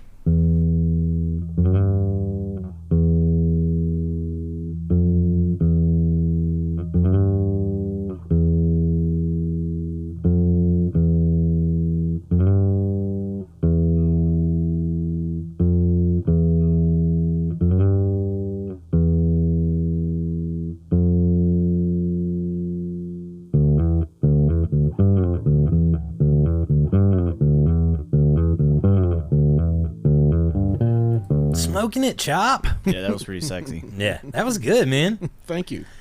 Starting to really like fill in those rock and roll or indie rock shoes, I guess. Yeah. Since the bass line was more funky and trebly, you also had an idea to play another bass track using a harmonic to thicken it up. Yeah. Where the hell this came from, I have no idea. I had messed around on the upright.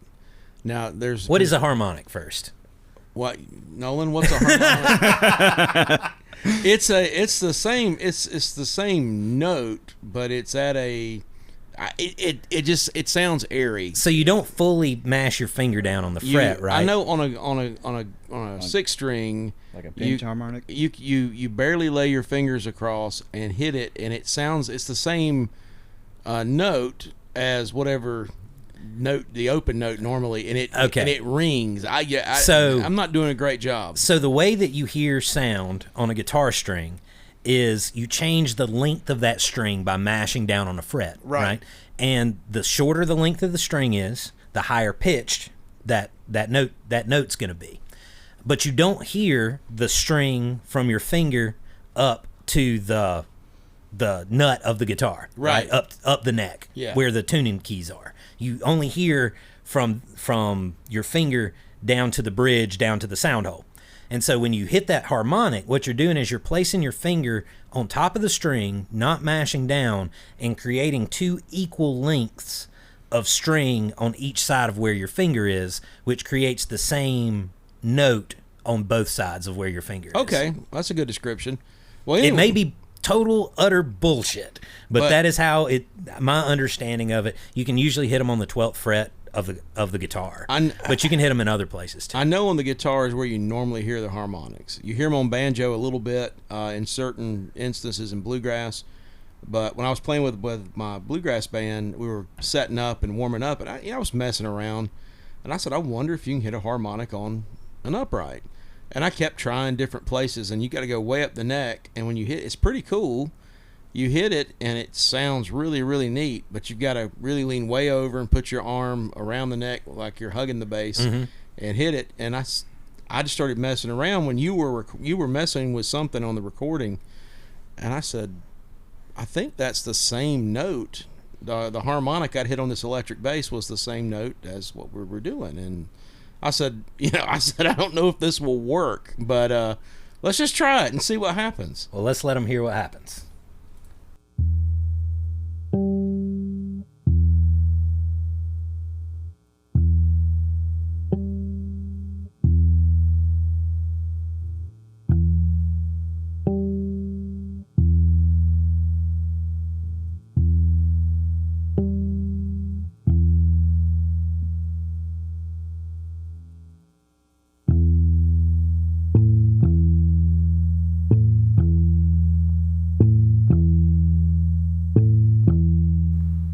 Very nice, Porkchop. Thank you. The cool part isn't necessarily listening to the harmonic, though.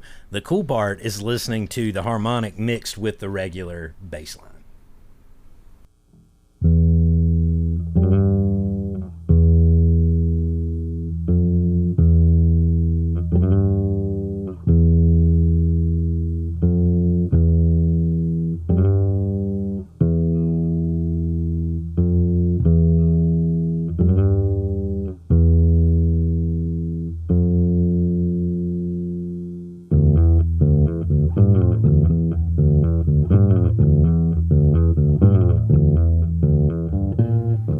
So it definitely adds like a thickness, right? And it adds like some dissonance to it, where there's like a tension in it as well. And I think I said a minute ago that both lengths of string are the same length. That's not necessarily true. They just both create a note that harmonizes with the other note, is what it is. Somewhere in there. Stylistically, though, Porkchop, I would say this is probably the least Porkchop song on the whole record. Yeah. And it's kind of funny, or ironic, I guess, that it ended up being a song where you probably had the biggest influence on the final sound of the record, making me do the edits, then doing the two bass lines and how the bass overall like drives this song too. I don't know. I think there's an irony there that's pretty cool. So I picked back up on the recording on Saturday, April the 27th, after the kids went to bed. I edited all of the parts that we had. So now we had all of the parts were the right length, because we did that in the studio, and now they all had bass on top of them too. So I had 4 individual parts that were bass, percussion, acoustic guitar, and lead vocals. And I edited all of those into a single song at that point, right? And like pieced them together, got rid of the metronomes, and just sort of have to kind of feel it out, right? When those time changes are happening. And so I'm just kind of sliding stuff back and forth just a little bit until it feels exactly right.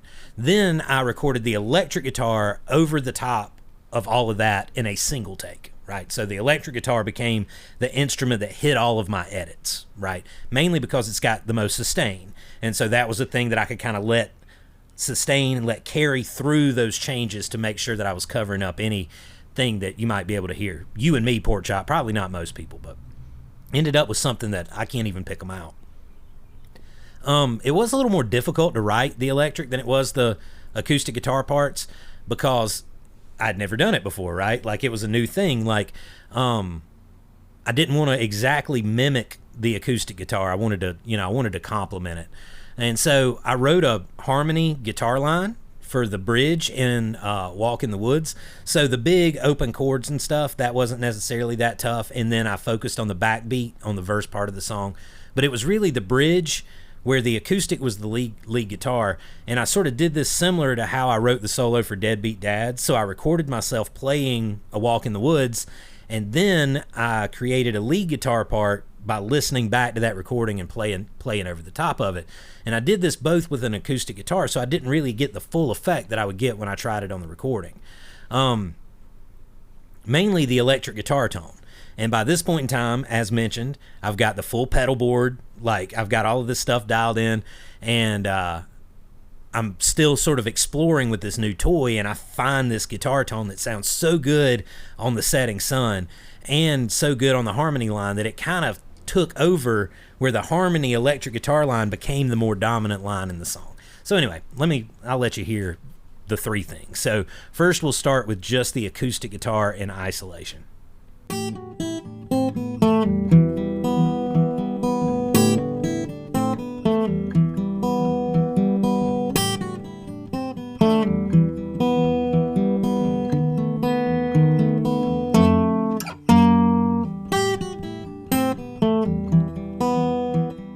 So that's the song, right? Like that's how I wrote it, and all the demos that you've heard up to this point. That's what it sounds like.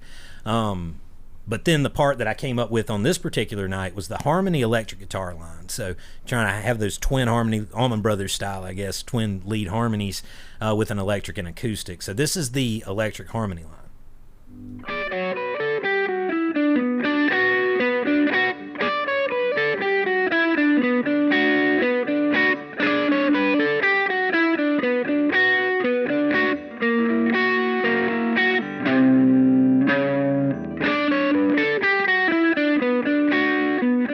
And this is what it sounds like when you mix those two together. So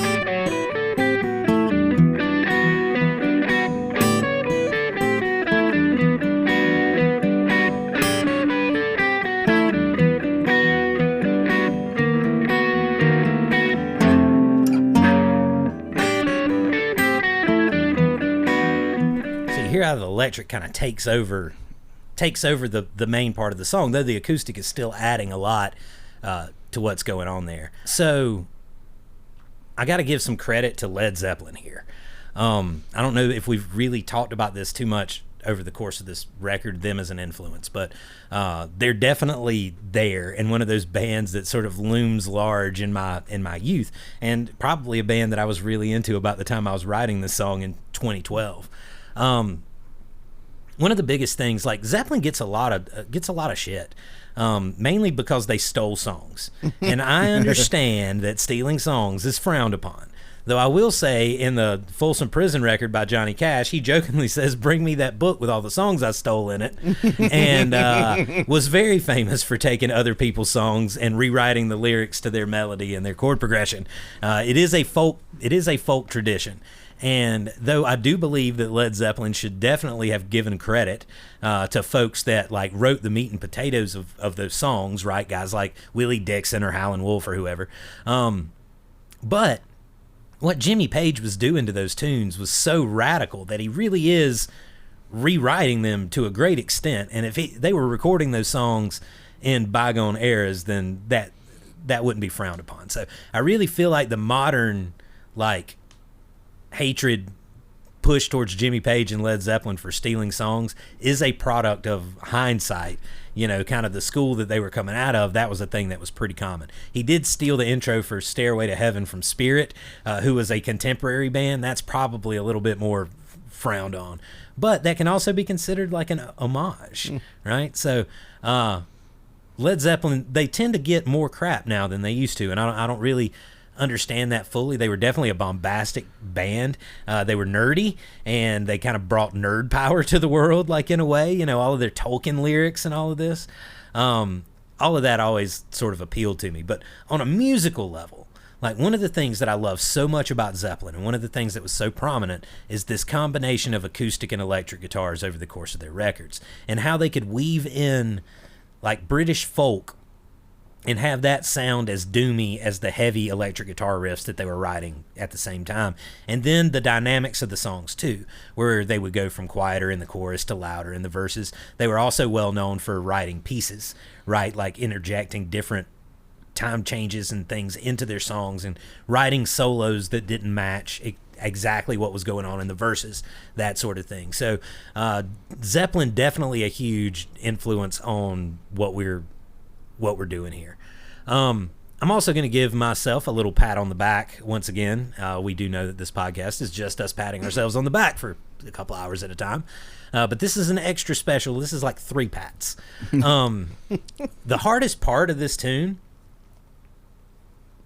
at least like what we're talking about here, like recording the individual parts and piecing them together, is the intro to A Walk in the Woods. And one of the reasons is that it is almost completely improvisational. It doesn't follow a time signature or anything. It's just me kind of wailing away on a guitar.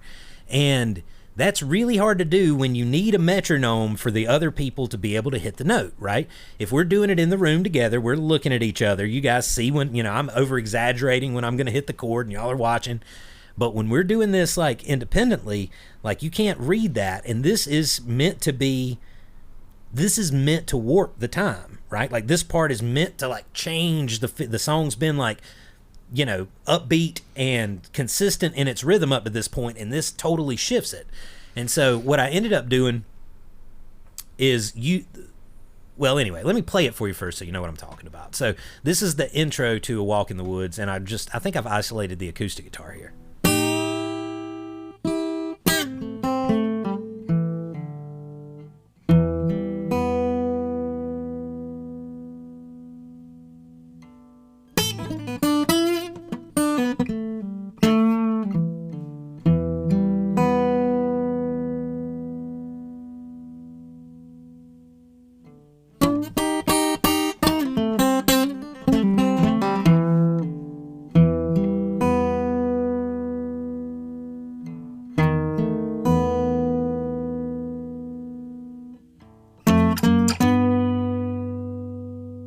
Mainly, I just wanted to play that because that's some fancy picking. Yeah.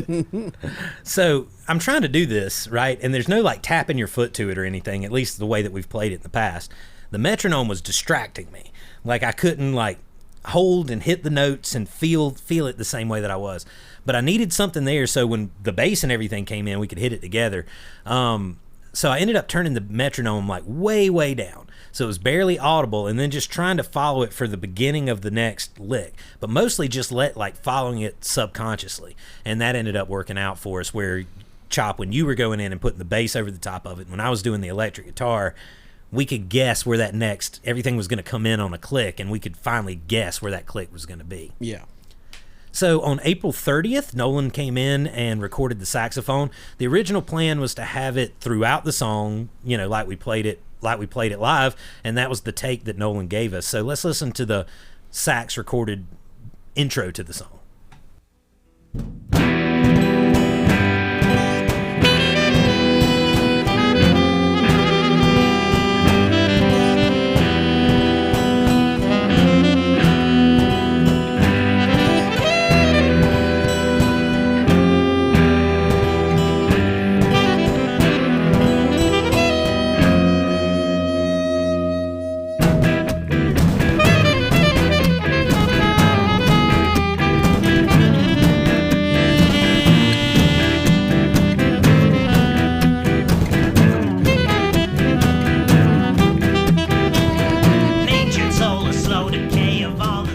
So, anyway, it's similar to that Arabian Nights thing that you were doing. Like you were really kind of emulating what everybody heard in the live recordings before. At this point, though, I'd listened to this song so many times without a sax, because I was editing all these different pieces together, and there was something about the way the bass and the drums and the guitars were driving the rhythm of the tune. It had like this primal vibe that I thought fit the song so well. And even though, man, I love that saxophone throughout and the live version of the song, and what you're doing there is great. I mean, you're smoking it. It felt like it took away from the groove of the song. You did come back in on May 14th, and you did another couple of takes. The results were pretty much the same. They were good parts to both of the takes, but they were really similar. We had also recorded all of A Work Grotesque between those two recording sessions. So the two times you did sax for The Setting Sun. And because of that recording session on May 14th ended up being the last recording session for the album. So the last thing that we recorded as a group was Nolin's saxophone take for The Setting Sun that I don't think we used. So after this, I went back and I re-recorded all the vocals on the songs, and I know I've mentioned that. I did it with the dynamic mic, dialed those vocals in a lot better. And then I started working on the final mixes for the record, and this was where we kind of came across a spot where there were just some things in some of these songs that weren't sitting right, and I started stripping out parts. And so we lost some guitars here or there, we lost some vocals here or there, and we lost saxophone here or there as well. So this was one of the tunes that we cut the instrument. And the thing that I did was I cut the sax completely. And so essentially I'm going in and I'm just hacking away at these songs, right, and coming up with different things. And then I'm sending y'all the mixes and saying, hey, I think this is how this song should go. I think we should cut this out of here, that sort of thing. And for the most part, we all agreed on about all of the songs, and Nolin was quiet at first on this one too, I will say. but after you had a chance to like sit back and listen to those mixes, Nolan, you reached out to me and said that you thought like the saxophone needed to be in the tune. Yeah. I know we kind of went back and forth on it a little bit and kind of came up with a compromise, which was instead of adding the saxophone back to the entire tune, not bringing it in until the end of the bridge. Yeah. Now in my head, like that seems weird. It seems weird to wait that long in a song to introduce an instrument. Yeah. But once like I made those edits and did it and we listened to it, it's perfect. Like it adds an oomph at the end of that tune, like, and taking that song out that it doesn't have in the beginning. And then also if you're considering what the sax represents in the theme of the record as well, right? Is like that the end of the tune, that's when all of the external stuff is coming in on our character too. And that it really is that moment where the saxophone comes in right before that third verse starts. That is the peak, that is the pinnacle of the record, and everything on the backside of that is working towards the conclusion. Your playing helps too, right? Like you are freaking smoking it. That's as wild, that part of the song, like the part that's still in there that everybody's going to hear in just a minute, after the walk in the woods part, that's as wild as you get on the whole record. Well, also I kind of figured that this is going to be the angry song, quotes. I want to say something too. Like, yeah, absolutely. And it doesn't have to be. I don't care. Like, I'm happy with what it is now. I think it's absolutely perfect, because I probably wouldn't get tired of hearing myself throughout that. It's kind of a long song. It is. And you're playing a lot on it, right? Yeah. Kind of similar to, you took a similar approach to this that you did to Night Terrors, where you're kind of playing the whole song. Yeah. Live. And so what we came up with, I was completely happy with, because like I run out of stuff to play after a few minutes. You know, I rack my brain, but you know, if you give me like a 30-second, like, you know, time to speak my mind, so to speak, like, that's what I thrive on. Yeah, and I think it worked so well too with the way I was singing, right? Yeah. And we both kind of pushed beyond where we had been anywhere else on the record. My voice was coming through like really raw and sort of unhinged, and your saxophone comes in and is battling with me, right? Yeah. Like, and taking the same approach, like there's a wildness to it there that I think matches the song perfectly. Yeah. And this song would not have been the same without that part in there. Yeah. It would not. It wouldn't have had the same impact. And so there's two instances where, one with each of you guys, where you were like, "Shut the hell up, Dustin, and do what we say," and the song ended up being significantly better for it. So thank you for that. Thank you for standing up to me in the most important moments. The end of this song too traditionally had is it a reprise? Is that what you call it? Like it goes back to the intro again at the end of the song to kind of create an outro? Well, in jazz terms, that's the head. Okay. Would you call it the head though, because it's the bum bum bum? Well, in jazz it's the head, and classical music it's the theme.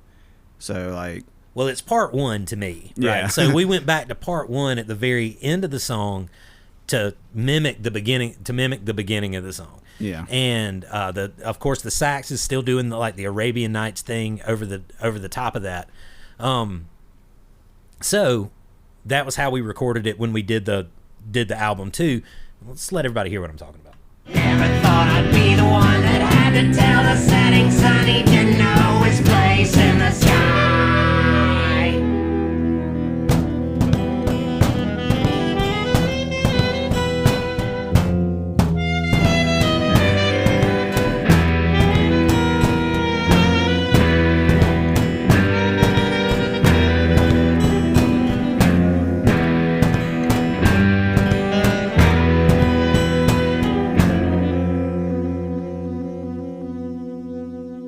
So that had always been how we had ended the song, forever. But as I went in and was like hacking away at the saxophone parts and, changing this stuff up, there was something about it that wasn't quite sitting right with me there either. And we were also cutting time pretty close. So we were trying from the very beginning to make sure that this would fit on a vinyl record. And that meant like making sure that both sides of it were within the time. And we were cutting it pretty tight. And so I was also thinking throughout, like, there was a certain amount of, I won't say I edited anything for time, but I was trying to be resourceful, I guess. Like what's a stingy with the time. Like there was a lot of like cuts that we made to shorten and tighten things up that I think made the songs better too. So I just started playing around with this end part, and the first thing that I tried to do was I was going to mute everything and see what it sounded like just ending at the end of the third chorus. But the problem is that the sax kind of carried on beyond that into the bridge, and there wasn't like a cut spot there. Yeah. And so I turned the sax back on after I muted the rhythm instruments. And what I did, as we mentioned, like we had to piece all of these different parts together. So that means at the end of each part, we would just hold a note and let that note sustain. And then I could use that sustain to cut back to the next part of the song, right, to cover up those edits. And so at the end of the song, because we recorded that part 1 separate from part 2, and edited those things together, at the end of part 2, at the end of the chorus, there was just this long sustaining note of all the rhythm instruments that we just did to cover up any edits. We didn't expect that to ever actually be on the record. Well, I just let that part sustain and then let the sax play through. And what ended up happening was the sax ends up carrying and continuing to play even after the rest of the rhythm of the song has stopped and is just sort of sustaining in the background. And so I did have a cut at the end where the sax doesn't go quite as far, but it created what I think is one of the more interesting endings to any of the songs on the record. Never thought I'd be the one that had to tell the setting sun he didn't know his place in the sky.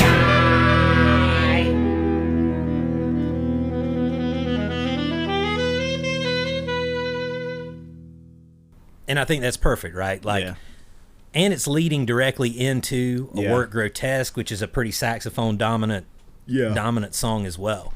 But the way that the sax just kind of continues to tail off after the rest of the song is ended, I think it's pretty it's like when you think you won an argument, but they keep on they keep on talking. Yep. So in the end, I would say that the production of this song was very similar to the writing. I was taking different parts kind of throughout and developing them independently and then moving them and piecing them together to kind of used them as building blocks to create a single piece altogether. So why don't you listen to the single piece now, and hopefully you won't hear my edits. From Night Terrors, the debut album from Fall Down Trees, this is The Setting Sun.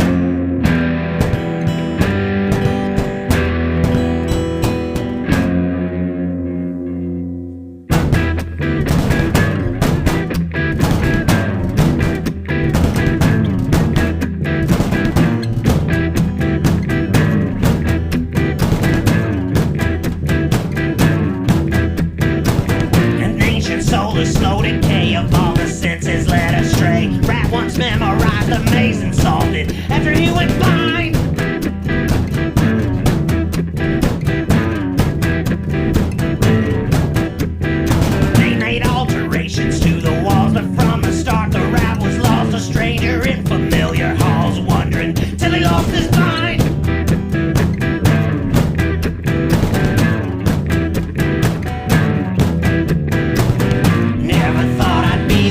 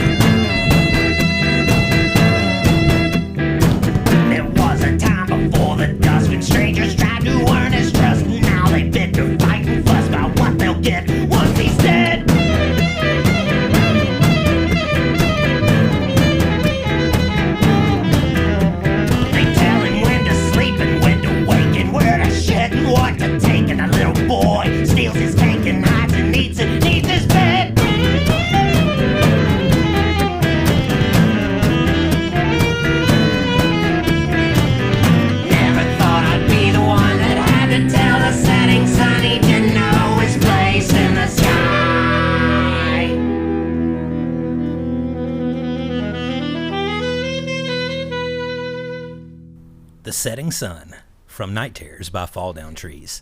Definitely the most danceable tune on the record. Oh yeah. Yeah, most definitely. I want to give something I didn't think about when we were talking earlier. In my final thoughts, the ending of the bridge part, where bum bum, and then Nolin and I bum bum. Uh-huh. I don't know if you remember this or not, but that idea, we already had the first part, the dum dum. I remember we were getting that part together, working that out as a band with Jonah, and I don't know if you guys remember this or not, but there's a song I mentioned by Blood, Sweat, and Tears called Spinning Wheel. Okay. And they have a part in there because it's very piecey. It's different pieces put together.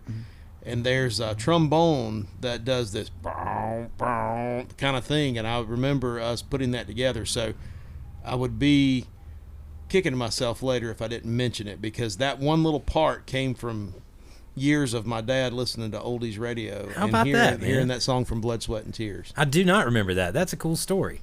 I love how it works. Like, I love how it works here. It's like it kind of pauses the song, and there's like you can tell it's like it's almost like we're a duel's about to happen, right? And we're like stepping away from each other one step at a time or something, you know?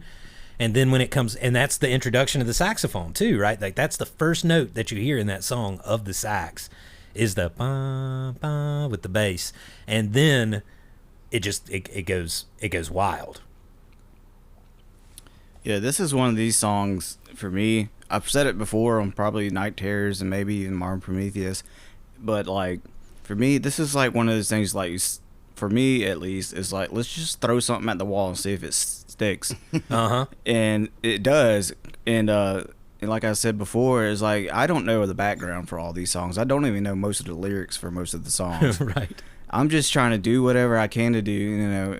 And what the great thing about playing with you guys is you'll tell me when I'm doing something you don't want to hear, or like I'm screwing the song up, or this is not how, you know, you want me to play the song. So like the feel of it in particular. Yeah, right? yeah. So like, this is one of those tunes where it's like, all right, I haven't been yelled at yet, so I'm just keep doing. I'm gonna keep my head down, just keep doing whatever I'm doing, just try to do it a little bit better each time. And this is probably one of the most creative songs, at least for me, on the album. Yeah, I mean, I have to completely agree with you there. What you do at the end, it's not leading into the third verse, but it's between the two parts of the third verse. Like, you fly off the hinges. I think I've said unhinged like 10 different times, but there's a looseness to your playing there where it almost feels like at any point you could collapse. Yeah. And I think that adds so much. And I think it's the same way with the vocals too. I mean, I was singing with everything that I had in that sort of pinched vocal style like that. It's not easy to do, but it's also like it adds like that element. And I think that's kind of the essence of the record as a whole, and that's where you kind of see those two things come together. I also think it's probably the weirdest song, like, on the record, which is one of the reasons that I love it as much as I do. Like, I really, really enjoy this song. And just listening to it just then, I think that, I know I talked about this with Modern Prometheus too. I'm not going to write another song that sounds like this song. And I think that might be a thing that's unique to this first record in its way. Because us as a band, like, we are a little more, like, most of our tunes are a little more traditional, right? Like, I don't want to say traditional necessarily, but we're following more recognizable song structures. And, like, this record, I was able to go in and pull these songs from a 15-year period, right? Or what did I say? This was 2012, so 13-year period. I was able to cull all of these songs that were kind of the outliers. And I think it's sort of it's an interesting thing, because all of the other albums have a more obvious thread that runs throughout, the ones that we're looking at doing. So A Waste of Time is going to be next, and that one kind of leans more in a country rock and roll blues, like, rootsy direction. Also more of a bar band type sound to it. And the songs it's going to kind of be a prequel to this record. So it's the songs that lead up from that sort of 2010 era that I was talking about at the beginning of this show, through my marriage, right? And so that kind of lead up to the end of the marriage, which is where this record begins. But there's a consistent thread through the styles of those songs. The one after that is going to be a more story-oriented record, with a lot of the story songs that we haven't revealed yet. Yeah. There's a concept album coming up down the road that we've already got quite a few songs written for. But all of these things fit together a little differently, and then I had all of these sort of like leftover songs.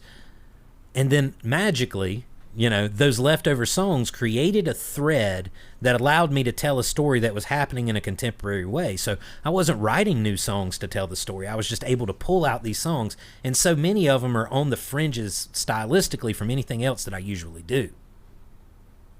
I think this song's no different, and I just wonder, like, over the course of however long we're lucky enough to be making records and all of that, like, how much this first record is going to stand out sonically unique in that way, because these songs were a little bit more of the fringe songs, even though when you listen to it, it's probably going to be a stronger, consistent concept than anything else will be. Along the line, people, if we ever do like make it big, they'll probably won't even hear this album. It'll be like the other stuff that we've done, and then they'll go back and they'll listen to like, what was their first album? I'm like, holy crap, what is this? Right. Well, I know I've made mention of this, and I make fun of myself for it, but I have, like, kids dream of, like, being famous baseball players or actors or famous musicians and all of this. Like, my dreams have always, like, centered around being on the fringes. And so, like, I don't want to write